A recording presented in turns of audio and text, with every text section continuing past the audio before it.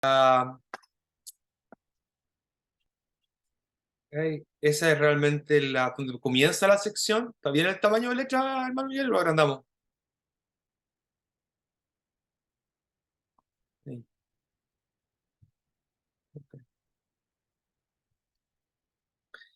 ¿Habéis cansado? Les decía yo que la sección realmente comienza aquí, en el versículo 17. No siempre la división de números y versículos no siempre es así muy precisa. Ayuda, ¿verdad? Ayuda bastante, pero no es la división original, digamos. No es como los autores originales dividieron. Muchas veces, la gran mayoría de las veces, diría yo, coincide la manera en que nuestra división moderna coincide con la división original. ¿Cómo sabemos que es una división original? Porque los escritores ocupan los recursos literarios propios de la época. Y eso es lo que nos ayuda a tener confianza cuando decimos realmente la sección o la unidad comienza aquí. Este es un caso particular, ¿verdad? Donde la unidad o la subunidad, esta parte del libro, comienza en el versículo 17 del capítulo 2 y termina en el versículo 5. No hay consenso, ¿verdad? En cuanto si es que esta sección termina en el versículo 5, otros piensan que termina en el versículo 6, otros piensan que termina en el versículo 7. Me he pasado un buen rato estudiando en esta parte y creo que la mejor manera de dividir es del 17, versículo 17, capítulo 2 al versículo 5. Especialmente porque esta es la única ocasión en todo el libro en que el autor ocupa la palabra mishpat, la palabra justicia, una palabra muy importante en la teología del Antiguo Testamento, en toda la Biblia, por supuesto. Y mishpat, justicia, es lo que dice aquí. ¿Dónde está el Dios de justicia? Esta es otra queja, es una queja, pero es una queja con tono de insolencia. Es una queja con tono de insolencia porque lo que están diciendo realmente no es verdad. Lo que ellos están diciendo de Dios es mentira. Ellos dicen que cualquiera que hace el mal realmente está agradando al Señor y que el Señor se complace en los que hacen mal. Por tanto, ¿dónde está el Dios de justicia?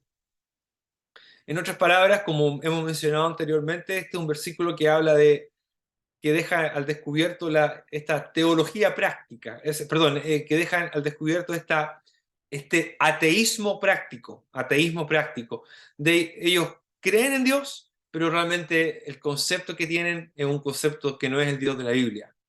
Y viven como si el Dios de la Biblia no existiera. Entonces el versículo 1 del capítulo 3, que es una respuesta a la insolencia del versículo 17. He aquí yo envío mi mensajero, el cual preparará el camino delante de mí, y vendrá súbitamente a su templo el Señor, a quien vosotros buscáis, el ángel del pacto, a quien deseáis vosotros. He aquí viene, ha dicho Yahvé de los ejércitos. ¿Y quién podrá soportar el tiempo de su venida? ¿O quién podrá estar en pie cuando Él se manifieste? Porque Él es como fuego purificador y como jabón de lavadores. Y se sentará para afinar y limpiar la plata, porque limpiará a los hijos de Leví, los afinará como a oro, como a plata, y traerán a Yahvé ofrenda en Sedaká. ¿Eh? El hermano Miguel hizo tarea para hoy día y él averiguó aquí cuál es la palabra hebrea. La palabra es Sedaká, justicia, que, que siempre o muchas veces va emparejada con la palabra con la palabra mishpat. Pero aquí la palabra no es mishpat, justicia, sino que la palabra tzedaká. Se traduce a veces como justicia y juicio,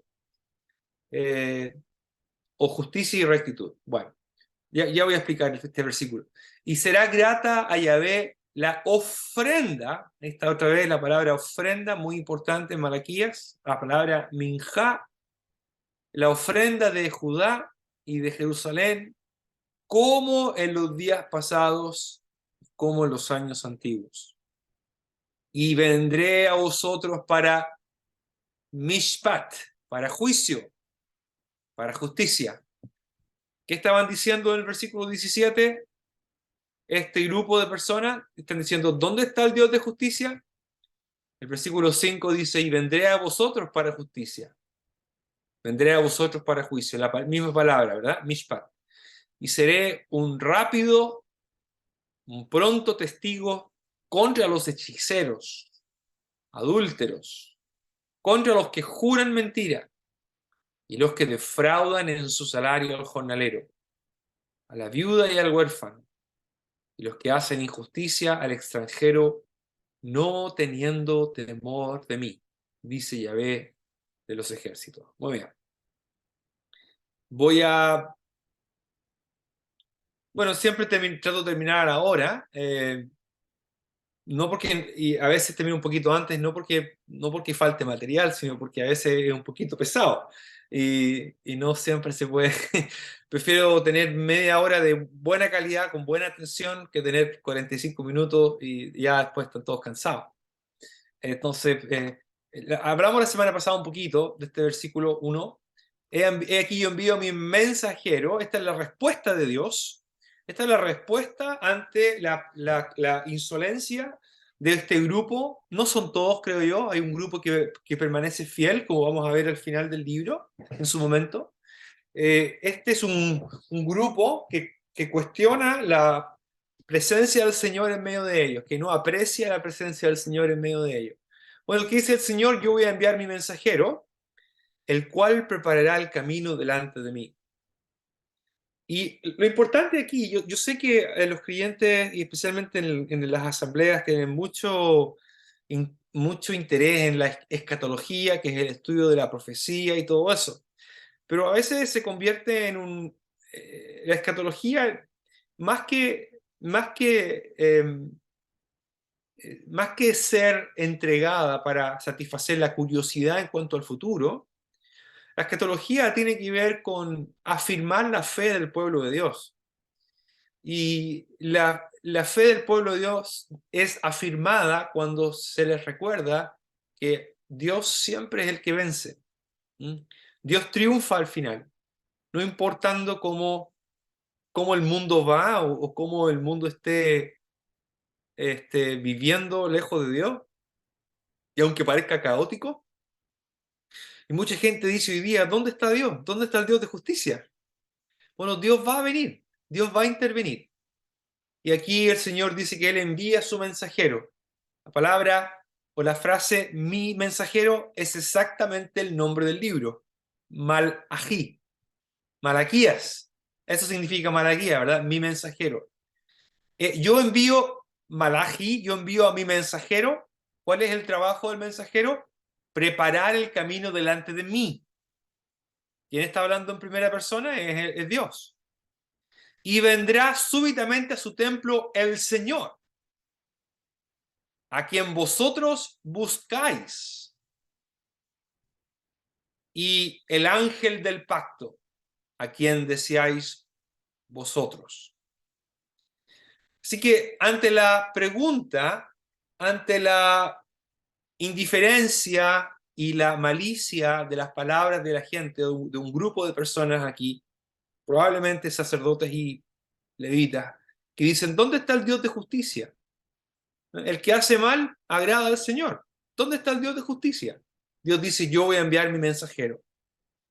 Este mensajero lo que va a hacer es preparar el camino para la venida del Señor. Ahora, lo interesante es que la expresión delante de mí y el Señor corresponde a Dios.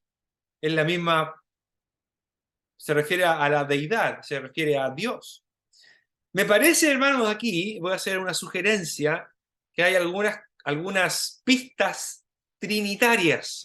Acuérdense que la Trinidad no es una enseñanza que encontremos tan abierta en el Antiguo Testamento como la encontramos en el Nuevo. Pero Dios dice, voy a enviar a mi mensajero y él va a preparar el camino delante de mí. Y vendrá a su tiempo y vendrá súbitamente a su templo Ha-Adón, el Señor. La palabra Señor es Adón, como la palabra Adonai, Adón, y se refiere aquí al Señor. El mensajero va a preparar el camino. Preparar aquí tiene que ver con, es el lenguaje propio de un rey que va a visitar su reino, va a visitar una cierta área de su reino. Y entonces, antes de que el rey llegue, hay un mensajero, hay diríamos hoy día, una comitiva que se encarga de preparar todo para la llegada del rey. Y a veces eso va a incluir, bueno, todo lo que sea necesario, ¿verdad? Para la llegada del rey. Pero aparentemente esa venida va a ser súbita, va a ser rápida, súbitamente a su templo. Hay dos cosas que me llaman la atención aquí, y la expresión su templo. El templo, que quede claro en las palabras de Malaquías, el templo no es de ellos, el templo es del Señor.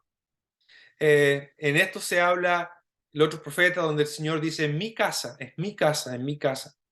Y lo que esta generación está despreciando es la presencia de Dios en el templo, que se manifiesta en el templo o que se al menos en parte, se materializa en el templo. Ahora, la palabra templo aquí es una palabra que puede tener un doble significado. La palabra jejal o jekal puede significar tanto templo como palacio. La palabra jejal puede significar templo o puede significar palacio.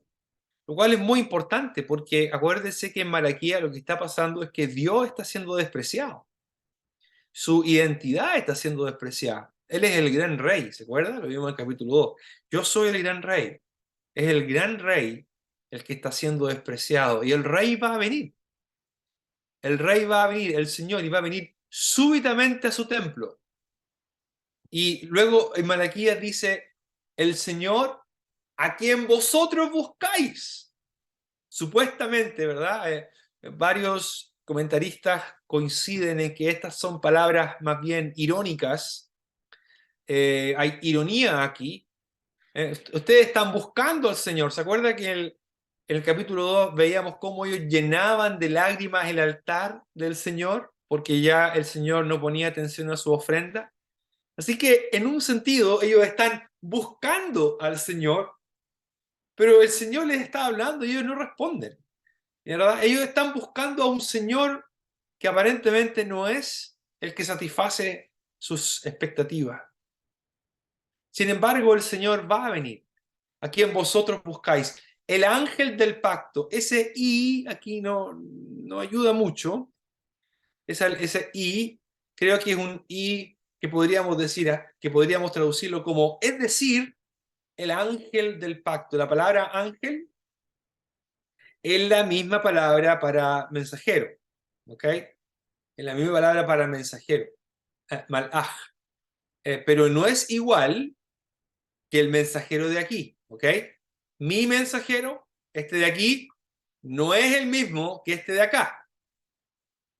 El ángel del pacto, el mensajero del pacto, corresponde al Señor que viene a su templo. Lo cual es importante porque quiere decir que la labor del primer mensajero está perfectamente alineada con los propósitos de Dios. El hecho de que sea el mensajero del pacto quiere decir que él está no solamente involucrado con el pacto, sino que viene con el propósito de lidiar con aquellos que están menospreciando el pacto. Acuérdense que anteriormente Malaquías ha dicho que por el pecado de adulterio que está cometiendo se está profanando el pacto de nuestros padres. Y luego vuelve, perdón, ¿cómo sabemos que el Señor y el ángel del pacto son la misma persona? Bueno, creo que lo que ayuda es el contexto. Vendrá a su templo el Señor a quien vosotros buscáis, el ángel del pacto a quien vosotros deseáis. ¿Okay? Hay un paralelismo ahí. A quien vosotros buscáis, a quien vosotros deseáis, es la misma persona. Ellos desean que el Señor venga. Ellos desean que Él se manifieste. Pero la venida del Señor va a ser muy diferente a las expectativas que ellos tienen. Porque la venida del Señor va a ser una venida que va a ser candente. Va a ser candente. Va a ser como, dice, como un fuego purificador. Y ya voy a entrar en esto aquí. Creo que esto en parte, se ha cumplido en términos de profecía con la venida del Señor. Juan el Bautista vino y preparó el camino para la venida del Rey. Y el Rey vino. Y el Rey, ¿se acuerdan que yo les mencioné que Mateo es el único libro del Nuevo Testamento que habla de Jerusalén como la ciudad del gran Rey? Lo vimos en el Sermón del Monte, ahí, donde está sentada el hermano Nono ahí, por ahí me sentaba en la cena del Señor y hablamos varios domingos del Sermón del Monte. Y cuando hablamos del Sermón del Monte, hablamos de, de esa expresión. Jerusalén es la ciudad del gran rey. Mateo incluye la venida del Señor bien temprano, ¿verdad? Cuando va y limpia el templo y purifica el templo. El Señor vino súbitamente, por decirlo así, vino de manera inesperada y entra al templo y hace un azote de cuerda y purifica y lo limpia y saca a los vendedores. Ha sacado a los vendedores y a los que están ahí haciendo negocio y dice, no hagáis de la casa de mi padre una cueva de ladrones. Así que en un sentido, el Señor vino a su templo y ¿Me puedo de manera súbita. Y con la... Ahí, ¿puedo cerrar el micrófono, Miguel, o no? Ahí. Viene a su templo y viene en una venida, por decirlo así, que purifica, ¿verdad? No ocurre exactamente así, por eso es que creo que todavía hay algo aquí que tiene que pasar, o que al menos pasa en un sentido, digamos, espiritual. Dios se purifica para sí un pueblo propio. Los que van a ser sacerdotes y levitas ahora no son solamente los que pertenecen físicamente a la tribu de Leví, sino que con la venida del Señor y con su muerte y resurrección, Dios ha creado para sí una nueva creación, un pueblo del cual ahora se dice somos un reino de sacerdotes, y ahí es donde los creyentes estamos incluidos, ¿verdad? Así que en un sentido, esta venida se cumple. Creo que hay un tiempo, hay un momento en el cual algo va a ocurrir aquí, en cuanto a lo que se dice el versículo 2 y el versículo 3, ¿verdad? El versículo 2 dice, ¿quién podrá soportar el tiempo de su venida? Creo que es más importante que intentar saber cuándo y cómo esto va a pasar, ¿ya?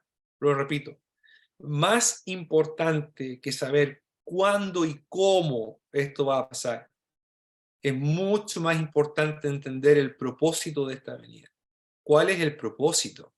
¿Okay? ¿Y cuál va a ser el resultado? ¿Y por qué es importante que ocurra?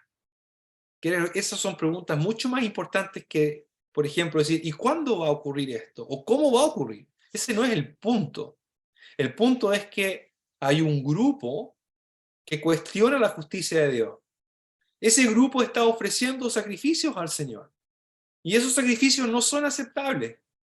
La única solución para mejorar, o la única solución posible para este grupo escéptico, cínico, irrespetuoso e insolente, la única solución es que Dios mismo intervenga y que Dios mismo intervenga en un acto de purificación.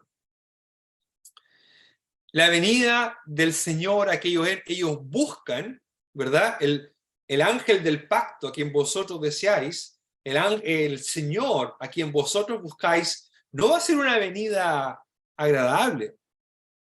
No es una venida para destrucción, pero es una venida para purificación. Y el acto de purificación es algo que no es placentero, en el sentido de que vaya a ser una celebración, más bien es una ocasión solemne. ¿Quién podrá soportar el tiempo de su venida? ¿O quién podrá estar en pie cuando Él se manifieste? Entonces son preguntas retóricas, ¿se fija? La pregunta retórica implica que la respuesta está allí, no está escrita, pero se puede deducir, se puede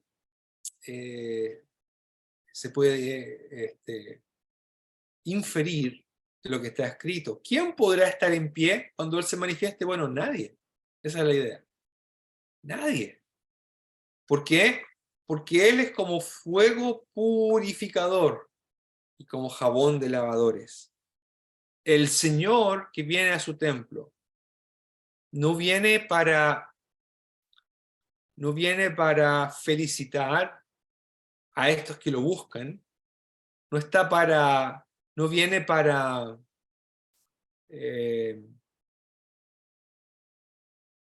refrendar y aprobar lo que ellos están haciendo, más bien viene para purificarlos, para limpiarlos.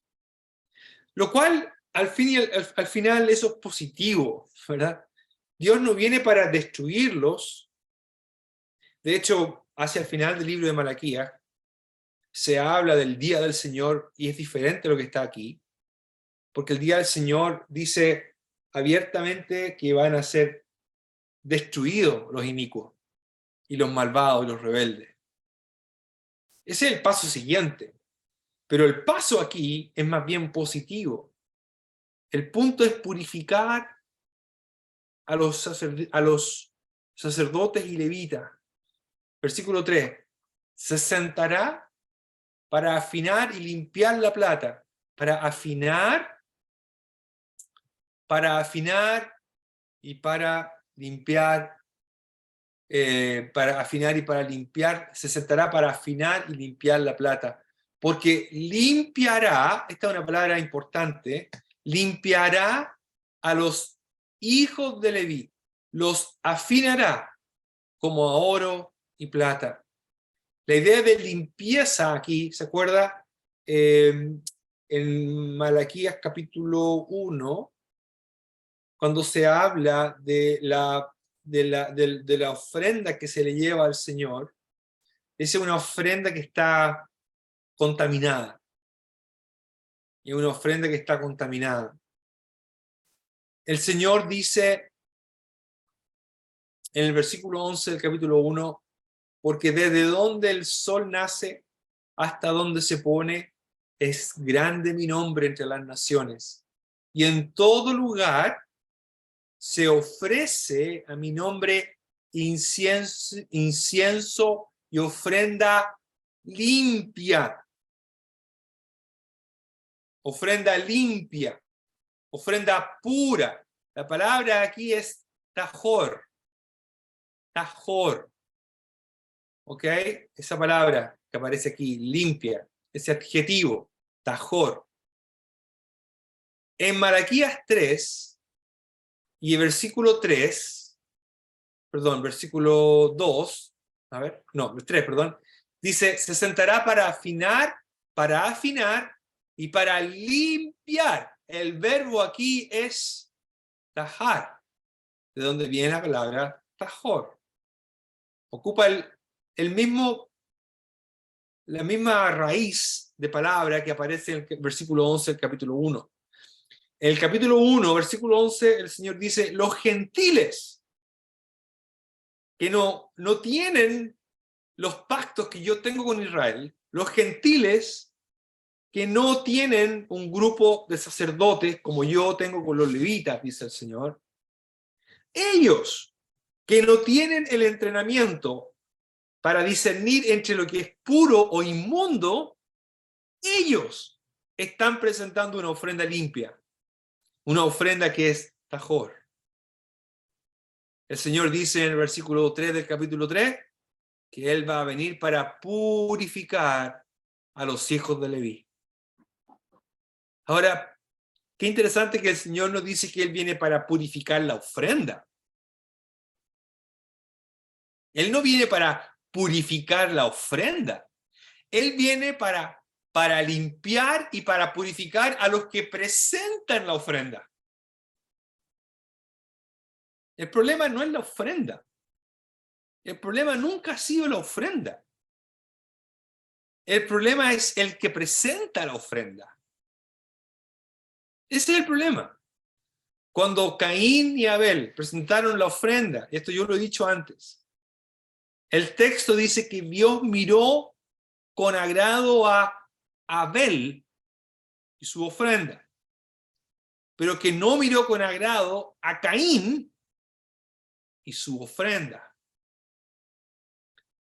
Entonces, el problema no es la ofrenda de por sí. El problema es quien presenta la ofrenda. El problema es quien presenta la ofrenda. ¿Se acuerdan, hermanos, cuando veíamos el Sermón del Monte? Y el Señor dice que si estás en el templo, ¿verdad? Por tanto, si estás por presentar tu ofrenda y ahí te acuerdas que tu hermano tiene algo contra ti, ve y reconcíliate primero con tu hermano. Y entonces presenta tu ofrenda. ¿Cuál es el problema? El problema no es la ofrenda. Y lo mismo vemos en otros libros, como el libro de Isaías o el libro de Amós. En el libro de Amós, la ofrenda es espectacular. Los animales son animales engordados, diríamos hoy día ofrendas de lujo. Pero el Señor dice, no quiero esa ofrenda.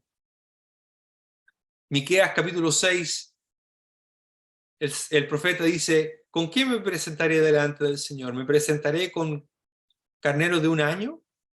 ¿Con 10.000 litros o arroyos de aceite?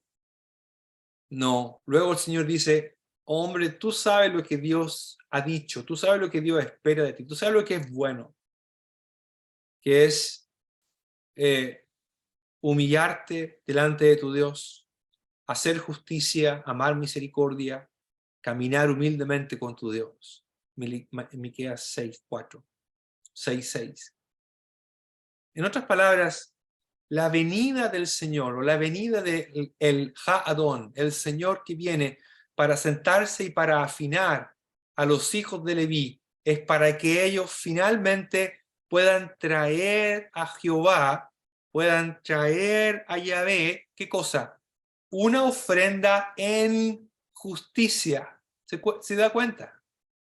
Luego, después del proceso de purificación, ellos finalmente van a poder presentar un minjá, un regalo, una ofrenda y un tributo que es aceptable a Dios porque va a ser ofrecido en sedaká o va a ser presentado en rectitud o va a ser presentada la ofrenda gracias a esa rectitud.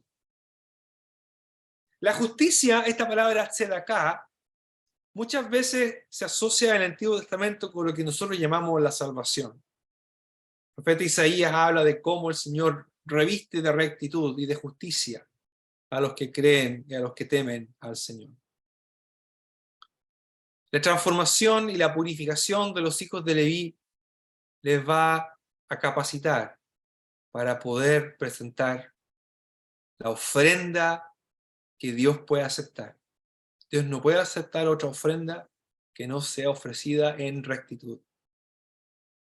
Ahora, pensemos en nosotros. El apóstol Pedro habla de la iglesia como un pueblo que ha sido purificado. Los creyentes hemos sido purificados. Y nosotros podemos presentar una ofrenda en justicia a Dios por el hecho de que estamos en Cristo y hemos sido justificados. Eso nos permite acercarnos a Dios con confianza. Pero, existe la posibilidad de que lo que estemos ofrendando a Dios, lo que sea, ¿verdad? No solamente hablamos aquí de recursos o de dinero, hablamos de todo lo que presentamos a Dios. Tenemos que estar seguros de que la manera en que lo estamos ofreciendo es una manera en que va a ser aceptable para Dios. Esto es algo que vemos en el Nuevo Testamento, ¿se acuerda? El apóstol Pablo habla a los romanos, en el capítulo 12, lo voy a buscar aquí, en Romanos 12:1, así que hermanos, os ruego por la misericordia de Dios, las misericordias de Dios, que presentéis, este es el lenguaje de ofrenda, que presentéis vuestros cuerpos. Yo creo que cuerpos aquí no se refiere solamente al cuerpo físico, se refiere a todo el ser, que presentéis vuestro ser en sacrificio, ¿cómo? Vivo, santo, agradable a Dios, que es vuestro culto racional.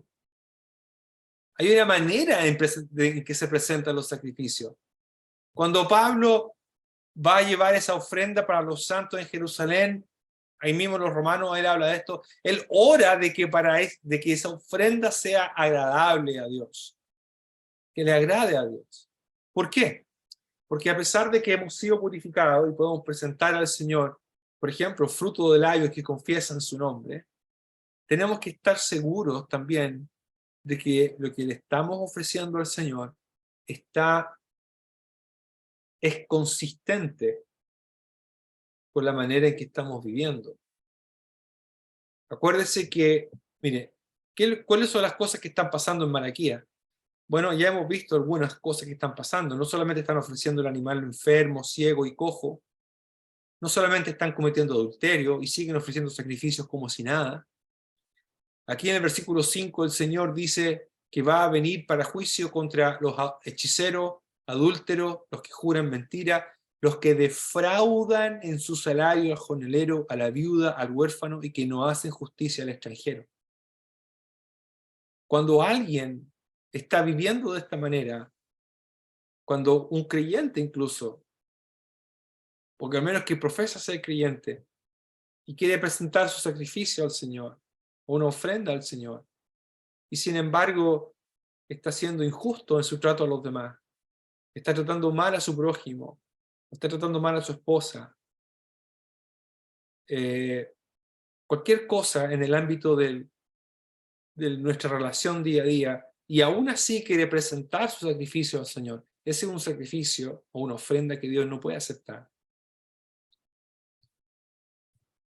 ¿Okay? ¿Por qué? Porque la ofrenda que se presenta al Señor tiene que ser ofrendada y presentada en justicia, en rectitud. No hay otra manera. Ahora, insisto, el pueblo de Dios ha sido purificado. Somos purificados y por medio del Señor Jesús podemos presentar ofrendas aceptables a Él. Pero al mismo tiempo tenemos que tener cuidado y tener conciencia de que eso no es un pase para vivir como se nos da la gana o no demostrar la justicia. ¿Por qué es importante la justicia? Porque al fin y al cabo la justicia y la rectitud es un reflejo, nuestra rectitud es un reflejo de cuánto Dios influye y controla nuestra vida y nuestro carácter. ¿Okay? Nuestra justicia, nuestra rectitud, que se manifiesta en el trato a los demás, en el amor al prójimo, en tratar justamente a las personas, en tratarlas con paciencia, en tratarlas con amor, en tratarlas de manera justa, en tratarlas no de manera abusiva, no abusando poder, no abusando posición, no haciendo ninguna cosa que el Señor Jesús no haría. Ese es un reflejo de la rectitud, de la justicia, de la tzedakah de Dios en nosotros. Si no se ve nada de eso en nuestra vida, y más bien estamos actuando como la lista que dice aquí, y aún así quiero presentarle a Dios una ofrenda, el Señor acepta mi ofrenda, entonces dice, no puedo aceptar esa ofrenda. ¿Se entiende lo que quiero decir? El versículo 4 dice, y será grata a Yahvé. Hasta ahora la ofrenda no ha sido grata. Más bien hasta ahora la ofrenda, minjá, ha sido algo que repugna a Dios, ha sido algo que Dios rechaza. Lo dice en el capítulo 1, y de vuestra mano no recibiré ofrenda. En el capítulo 1 el Señor dice, ojalá hubiera alguien que cierre las puertas del templo y dejen de encender mi altar en vano. No voy a recibir de vuestra mano vuestra ofrenda. Sería interesante que hiciéramos el ejercicio, y que ustedes lo pudieran hacer, yo ya lo he hecho, de ver todo el lenguaje del Nuevo Testamento en cuanto a presentar ofrendas a Dios. ¿Qué es lo que la Biblia dice en cuanto a nosotros no tenemos que ofrecer animales, no tenemos que ir al templo, pero se habla de otra clase de ofrendas, ¿verdad? En Hebreos se habla, en Filipenses se habla. Mencioné yo el Sermón del Monte, el Señor hablando, si tienes una ofrenda y te acuerdas algo que tu hermano tiene contra ti. Es probablemente uno de los versículos que más olvidamos, ¿verdad? Estamos peleados con un hermano y aún así vamos y seguimos presentando nuestra ofrenda a Dios como si a Dios no le importara, y resulta que para Dios eso es lo más importante. Más importante que la ofrenda. Deja tu ofrenda ahí. Y ve y reconcíliate primero con tu hermano. Entonces vuelve y presenta la ofrenda. ¿Cuánto tiempo va a pasar? Bueno, hace 2 años que dejé la ofrenda ahí porque todavía no puedo arreglar el problema con el hermano. Bueno, sería muy triste que eso pasara, que la ofrenda se empiece a descomponer encima del altar. El punto es que es algo urgente. Y qué importante es, hermanos, que aprendamos a convivir los unos con los otros de la manera en que Dios lo espera. Entre creyentes y entre creyentes y no creyentes. ¿Okay? Ambas cosas son importantes. Cuando eso ocurre, una vez que los hijos de Leví son purificados, una vez que ellos pasan por ese proceso de purificación, entonces pueden ofrecer una ofrenda en rectitud al Señor, y entonces será grata a Yahvé. Solo entonces la ofrenda será grata, será aceptable. ¿Qué dicen otras versiones? El versículo 4 de la Biblia de las Américas dice, entonces será grata al Señor la ofrenda de Judá y de Jerusalén. ¿Se acuerda que Judá y Jerusalén estaban en problemas? Porque en el capítulo 2 se habla de cómo Judá ha cometido una abominación. ¿Se acuerda que hablamos de eso? Ha cometido una abominación. Judá, Jerusalén han cometido una abominación. Lo vimos en el capítulo 2. Pero ahora, luego del proceso de purificación, finalmente la ofrenda de Judá y de Jerusalén es una ofrenda grata. La NTV dice del versículo 4, nuevamente el Señor recibirá las ofrendas que el pueblo de Judá y Jerusalén le lleven, como lo hizo en el pasado. La NBI dice en el versículo 3, se sentará como fundidor, perdón, versículo 4. Y las ofrendas de Judá, aquí estoy, y las ofrendas de Judá y Jerusalén serán aceptables al Señor, como en los tiempos antiguos, como en los años pasados. Obviamente que para nosotros como iglesia, hermanos, nos queda una labor, creo yo, para todos nosotros, de examinación, de examinar. No se puede vivir una vida cristiana sin estar ofreciéndole algo a Dios todo el tiempo. Estamos constantemente ofreciéndole a Dios. Pero tenemos que también estar conscientes de que la calidad de esa ofrenda está en armonía con la calidad de nuestro carácter. Una ofrenda que es presentada al Señor con orgullo de por medio, o amargura, o envidia. Todas esas cosas que tan fácilmente se pueden anidar en nuestro corazón y así presentamos una ofrenda al Señor, me parece que no va a ser una ofrenda ofrecida en rectitud. O si ofrecemos alguna ofrenda al Señor mientras al mismo tiempo estamos siendo ofensivos hacia otros, no tratando bien a otros, no tratando bien a nuestra familia, que son básicamente los primeros que no tratamos bien. Nuestro trato a los demás es un muy buen termómetro de nuestra pasión por Dios. Nuestro trato a los demás es un buen indicador de cuánto la rectitud de Dios se está viendo en nuestras vidas. Porque Dios no trata mal a nadie. Dios nunca trata mal a alguien. Dios siempre trata a las personas con bondad, con amor, con justicia. E incluso cuando hay disciplina de por medio, Él lo hace con amor. Pero Dios nunca insulta a nadie. Dios nunca le pasa por encima a alguien diciendo yo soy Dios y ¿qué te has creído? Dios no es así. Él no es así. Sí, Él es el rey y merece respeto y reverencia. Por supuesto que sí. Pero miremos lo que el Señor Jesús hizo. Cómo Él actuó. ¿Qué son las cosas importantes para Él?